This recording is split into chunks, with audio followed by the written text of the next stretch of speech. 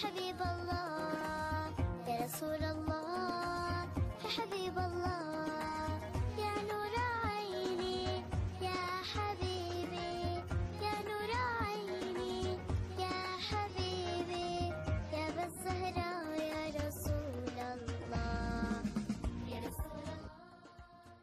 Assalamu alaikum mes chers enfants, les bien-aimés du prophète, comment allez-vous?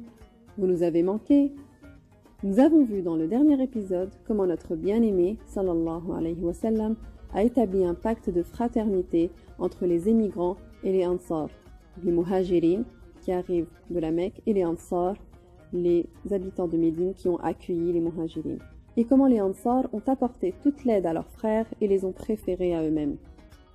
Venez avec moi, bien-aimés du prophète, afin que nous puissions terminer l'histoire et connaître les prochaines étapes de la vie à Médine, la ville des musulmans.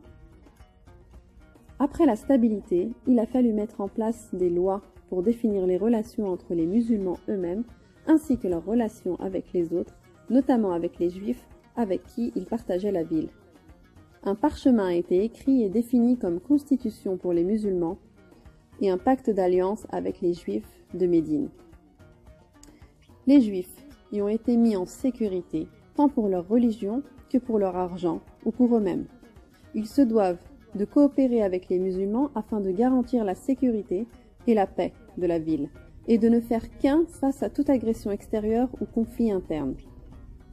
Malgré le traité mis en place par notre bien-aimé, sallallahu alayhi wa sallam, avec les juifs, les musulmans étaient en garde contre leur trahison. Alors il a demandé aux compagnons les plus riches, que Dieu soit satisfait d'eux, d'acheter le puits principal dont les musulmans achetaient habituellement l'eau car il appartenait aux juifs. Othman ben Affan, que Dieu soit satisfait de lui, l'a acheté et l'a mis à disposition des musulmans, gratuitement.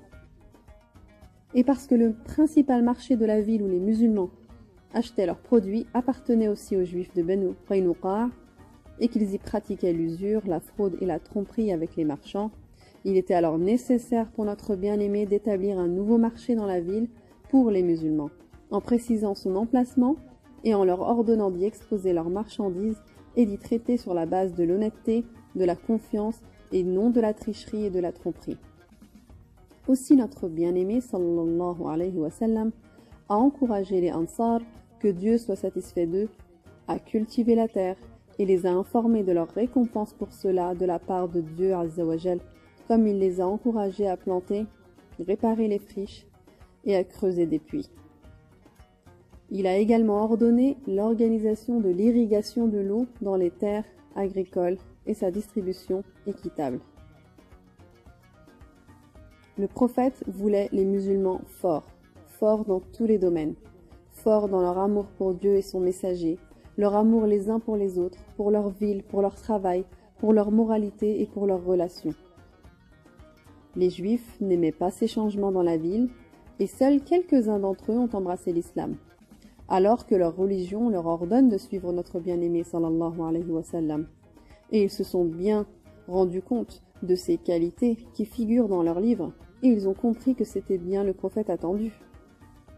De même, la nouvelle situation n'a pas plu à certains des Aws et des Khazraj, des tribus de Médine, qui ont montré qu'ils étaient devenus musulmans, mais en fait cachaient leur hostilité envers l'islam.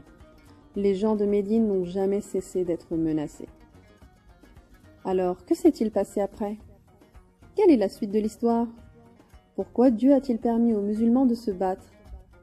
Et l'histoire du déplacement de leur qibla vers la Mecque? Et qui sont Ahlus Suffa, les gens du banc? C'est ce que nous saurons dans le prochain épisode de Fi Rawdat al-Habib, Jardin du prophète. À bientôt.